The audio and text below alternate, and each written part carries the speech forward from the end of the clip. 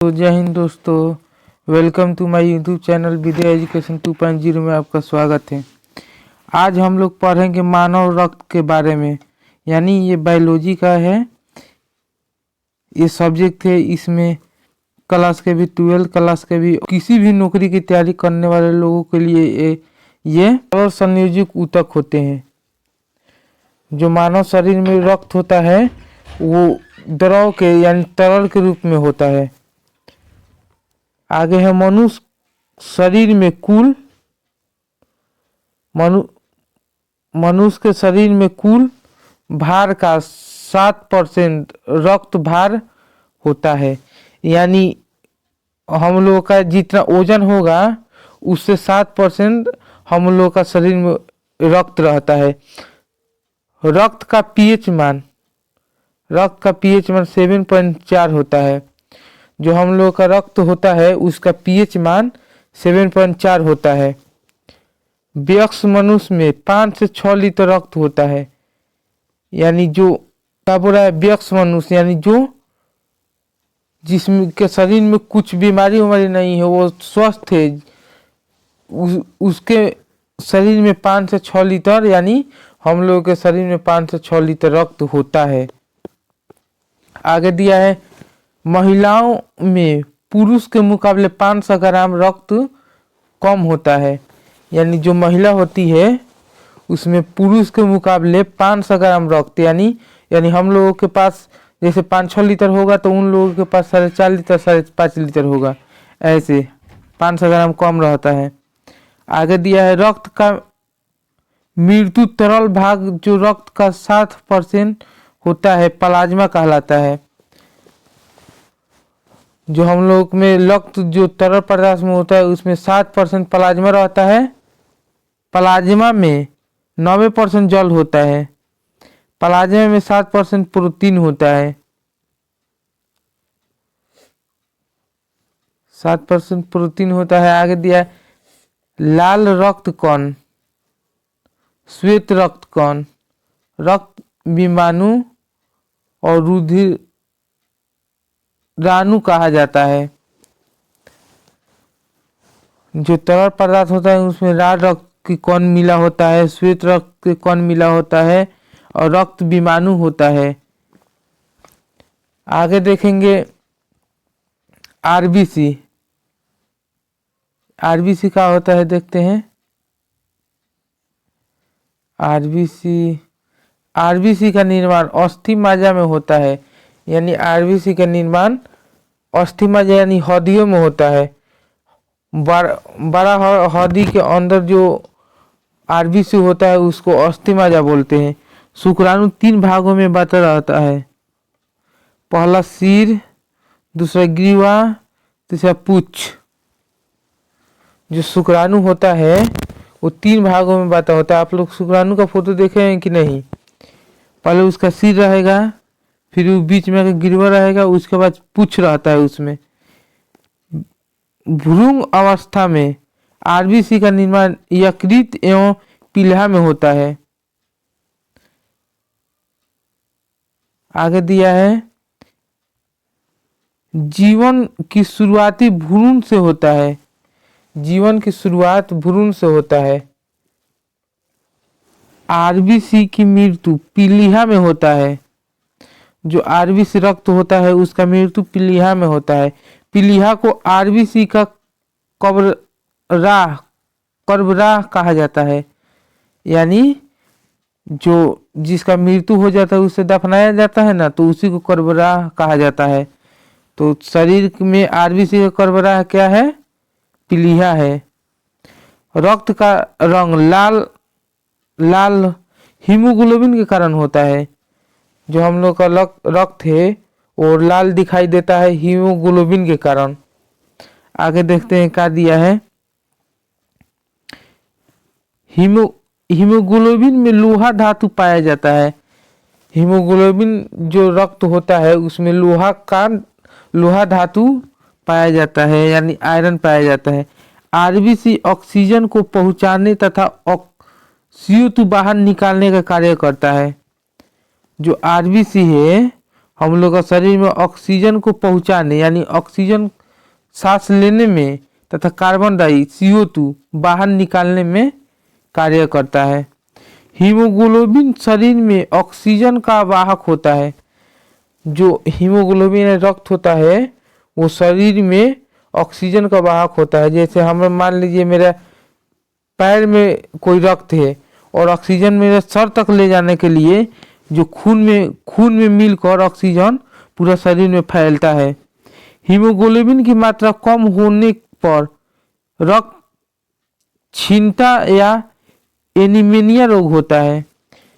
Haemoglobin के कम होने पर यानी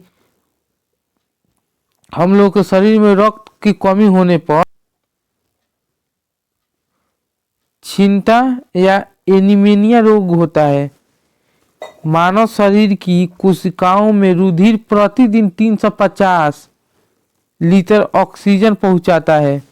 मानव शरीर में जो कोशिका होता है वो रुधिर प्रतिदिन हम लोग का शरीर में 350 लीटर ऑक्सीजन पहुंचाता है। निंदा की स्थिति में RBC में 5% की कमी हो जाता है। जब आप नींद की स्थिति में रहेंगे, आप सोए रहेंगे तो RBC में 5% तक की कमी होता है। आगे देखते हैं WBC क्या है। WBC के बारे में आखिर WBC है क्या। WBC यानी श्वेत रक्त कोशिकाएं। WBC का निर्माण अस्थिमज्जा में होता है। लिम्फानोड तथा कभी कभी यकृत एवं पीला में भी होता है। WBC का जीवन काल 1 से 4 दिन तक होता है। जो शरीर में खून होता है उसमें पहले RBC होता है, उसके बाद WBC होता है। तो WBC का कार्य यानी ये WBC हम लोग का ब्लड में 1 से 4 दिन तक ही जीवित होता है। RBC का जीवन काल, हम बोले ना कि RBC होता है और WBC होता है, तो WBC का कार्य क्या दिया है 1 से 4 दिन। और RBC के कार्य देखिए RBC है, RBC के कार्य जीवन काल 20 से 120 दिन तक होता है। यानी RBC का जीवन काल ब्लड में कम से कम 20 दिन और अधिकतम से अधिकतम 120 दिन जीवित रहता है। WBC को क्या दिया है, WBC को शरीर की सिपाही कहते हैं। जो WBC होता है वो शरीर का सिपाही होता है। जैसे सिपाही होता है किसी चीज को रक्षा करने के लिए, वैसे ही हम लोग का शरीर में होता है WBC श्वेत रक्त कोशिकाएं, जो हम लोग का शरीर में कोई बाहरी बीमारी आता है उसे रोकता है, उसे युद्ध करता है। WBC शरीर में प्रतिदिन प्रतिरक्षा तत्व का विकास करता है। आगे दिया है गोल्जी कार्य को कोशिका का यातक प्रतिबंध या प्रतीक पुलिस की संख्या दिया। WBC रक्त में समाप्त हो जाता है। WBC जो होता है रक्त में समाप्त हो जाता है। रक्त विमाणु का निर्माण अस्थिमज्जा में होता है। RBC एवं WBC का अनुपात 600:1 होता है। मतलब आप लोग ये नहीं समझे होगा, हम समझाते हैं। RBC जो होता है जिसका जीवन काल 20 से 120 दिन होता है, आप लोगों को आगे बताए हैं। और WBC इसका जीवन काल 1 से 4 दिन तक होता है। इसका अनुपात यानी ईगो WBC होगा तो उस पर 600 RBC होगा। समझिए कितना का अंतर है। रक्त विमाणु का जीवन काल 5 से 6 दिन तक होता है। और जैसे हम लोग का शरीर में तरल संयोजित पदार्थ है उसमें WBC है, RBC भी है, रक्त विमाणु भी उपस्थित होता है। इसका जीवन काल 5 से 6 दिन होता है। रक्त विमाणु की मृत्यु पीलिया में होता है। रक्त विमाणु शरीर के रक्त में थाका बनाता है। जो हम लोग का रक्त विमाणु होता है वो हम लोग का ब्लड में यही काम करता है कि अगर हम लोग का शरीर कहीं से कट गया या फूट गया तो जो ब्लड निकलता है वहाँ उस चाम पर जाकर एक परत बनाता है विमाणु, और वही ब्लड निकलने से रोकता है। में रुधिर का अध्ययन किया जाता है। हेमेटोलॉजी में रुधिर का अध्ययन किया जाता है।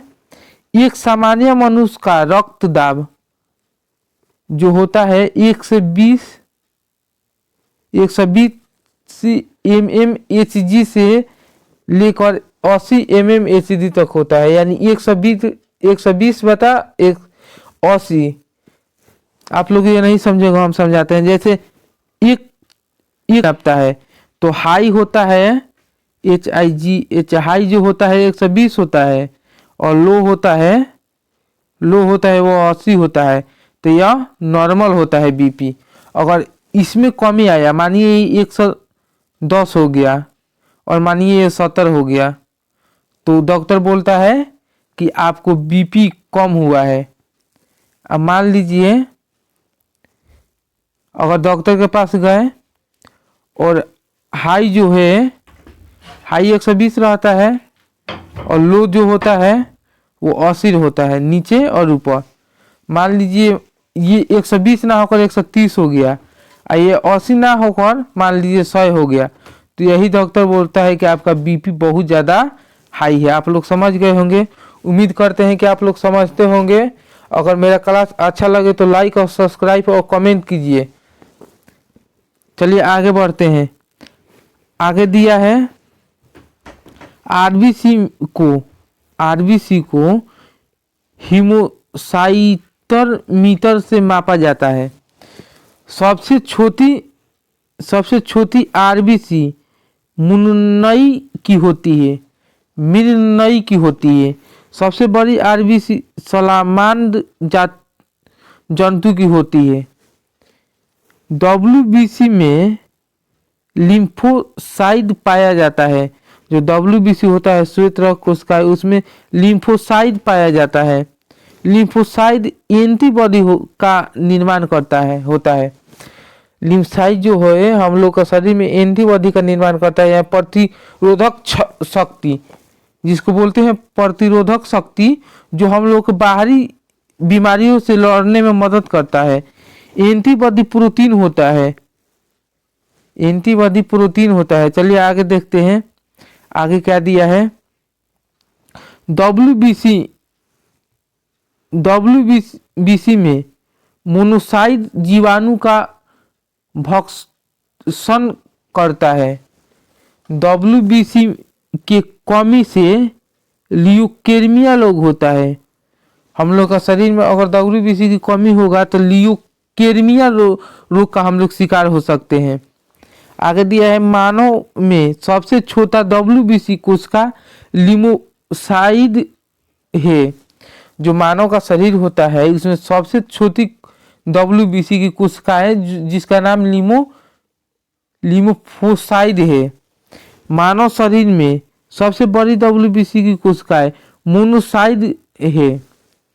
आप लोग समझ गए होंगे। आगे बताते हैं, पीलिया को शरीर का ब्लड बैंक कहा जाता है। जो पीलिया होता है तो इसको पीलिया को शरीर का ब्लड बैंक कहा जाता है। ये पीलिया है, इस शरीर का ब्लड बैंक है। रक्त प्लेटलेट्स का निर्माण अस्थि-मज्जा में होता है। रक्त प्लेटलेट्स का निर्माण हम लोग का शरीर में अस्थि-मज्जा में होता है। रक्त समूह का खोज लेंडस्टेनर ने किया था। रक्त समूह 4 प्रकार का होता है। जो हम लोग का शरीर में रक्त कोशिका है वो रक्त 4 प्रकार का होता है। पहला प्रकार होता है ए, दूसरा प्रकार होता है बी, तीसरा प्रकार होता है ए बी, और चौथा प्रकार होता है ओ। ये तो 4 प्रकार हो गया। अब इसमें देखिए, ए में मान लीजिए कि हम लोग का शरीर में 4 प्रकार का ब्लड हो गया। अब इसमें निगेटिव और पॉजिटिव होता है। जैसे ए पॉजिटिव हो गया, इसी में ए निगेटिव हो गया, जैसे बी पॉजिटिव हो गया, बी निगेटिव हो गया। ऐसे ही ए बी होता है तो ए बी पॉजिटिव होता है, ए बी निगेटिव होता है। जैसे ओ होता है तो ओ पॉजिटिव होता है, ओ निगेटिव होता है। चलिए आगे देखते हैं, आप लोग समझ गए होंगे यहाँ तक। आगे है रक्त समूह में एंटीबॉडी एवं एंटीजन दोनों पाया जाता है।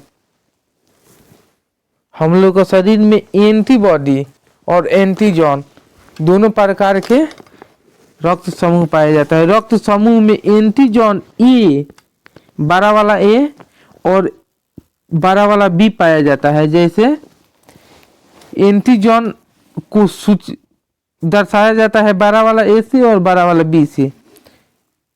आगे देखते हैं क्या दिया है। आगे दिया है रक्त समूह में एंटीबॉडी छोटा वाला ए और छोटा वाला बी पाया जाता है। यानी एंटीजन में बड़ा वाला ए और बड़ा वाला बी से दर्शाया जाता है, उसी प्रकार एंटीबॉडी में छोटा वाला ए और छोटा वाला बी से सूचित किया जाता है या दर्शाया जाता है। रक्त समूह ओ को स्वर्गदाता कहा जाता है। यानी जो ओ प्रकार का ब्लड ग्रुप होगा वो उसको स्वर्गदाता कहा जाता है। यानी वो किसी का भी ब्लड ले सकता है या भी दे भी सकता है। सबसे अच्छा रक्त समूह ए बी को स्वर्गीय कहा जाता है। यानी ए बी किसी प्रकार के ब्लड ग्रुप को मतलब अपने में ले सकता है। आरबीसी में पाए जाने वाली ग्लाइको प्रोटीन को एंटीजन कहा जाता है। रुधिर में एंटीजन के विपरीत पाए जाने वाले प्रोटीन को एंटीबॉडी कहा जाता है। आगे देखते हैं। आगे दिया है रक्त समूह ए में एंटीजन ए पाया जाता है। इसी प्रकार रक्त समूह ए में एंटीबॉडी में छोटा वाला बी पाया जाता है। रक्त समूह बी में एंटीजन बड़ा वाला बी पाया जाता है और रक्त समूह बी में एंटीबॉडी छोटा वाला ए पाया जाता है। रक्त समूह ए बी में एंटीबॉडी नहीं पाया जाता है और रक्त समूह ओ में एंटीजन नहीं पाया जाता है। रक्त समूह ओ में एंटीबॉडी एवं ए बी में दोनों पाया जाता है। रक्त समूह ए बी में एंटीजन और ए बी दोनों पाया जाता है। RH फैक्टर की खोज लेंडस्टीन एवं बीनस ने किया था। RH फैक्टर रुधिर में पाए जाने वाला एंटीजन होता है। जो RH फैक्टर होता है वो रुधिर में पाए जाने वाला एंटीजन होता है। RH फैक्टर पहली बार रिसास बंदर में पाया गया। जो RH फैक्टर है वो पहली बार हम लोग को रिसास बंदर में खोजने के बाद यानी पाया गया और हम लोगों को जानकारी हुआ। RH प्लस पॉजिटिव वाले व्यक्ति को RH पॉजिटिव का रक्त दिया जाता है। मान लीजिए मेरा A B positive blood group है तो हम लोगों का ए बी पॉजिटिव ही ब्लड ग्रुप अगर लेना होगा तो लेंगे, अगर किसी को देना होगा तभी हम ए बी पॉजिटिव वाला देंगे, ए बी निगेटिव वाला नहीं ना लेंगे नहीं ना देंगे।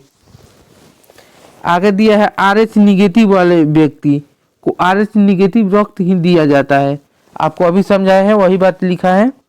चलिए आगे चलते हैं, आगे क्या दिया है। अब आगे नहीं है, आगे मिलते हैं अगले क्लास में। अगला क्लास में आप लोगों को पढ़ाएंगे कि रक्त कितने प्रकार का होता है, उसके चित्र के बारे में।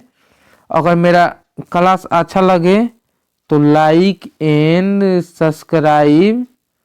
सब्सक्राइब कीजिएगा प्लीज़। थैंक यू, धन्यवाद, जय हिंद, वंदे मातरम।